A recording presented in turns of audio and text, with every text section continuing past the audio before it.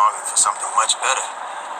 And if you've been given the eyes to see and the ears to hear about what the Lord has in store for us, this should be the kingdom should be on your mind all the time. You will be watching for the signs of the times, itching for the next phase, in existence. All right, you want this kingdom to pass away. Now, to get there, we're going to have to go through our own struggles, because the scriptures tell us in 1 Peter 4:17 that the righteous shall scarcely be saved. Man, we're going to catch some hell too. But any place is better than here.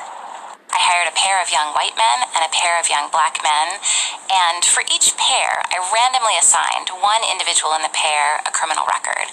What this means is none of the young men in the study who were posing as job applicants actually had criminal records in real life. But for the purposes of these applications, they communicated to employers that they had a felony conviction. So looking first at the outcomes for white testers, we see that about 34% of whites with no criminal record received a callback or job offer, compared to just 17% of whites with a criminal record. So we see that a criminal record reduces employment opportunities by about 50%. In the case of black testers, 14% of those with no criminal background received a callback or job offer, relative to just 5% of blacks with a criminal record.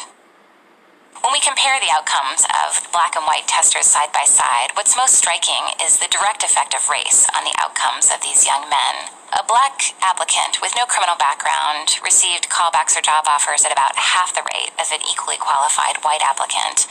But the most surprising finding was really related to blacks with no criminal background relative to whites with a felony conviction. We find that a white applicant with a felony conviction fared just as well, if not better, relative to a black applicant with a clean record. This suggests that being black in America today is essentially like having a felony conviction in terms of one's chances of finding employment. I suggest that being black in America today is essentially like having a felony conviction in terms of one's chances of finding employment.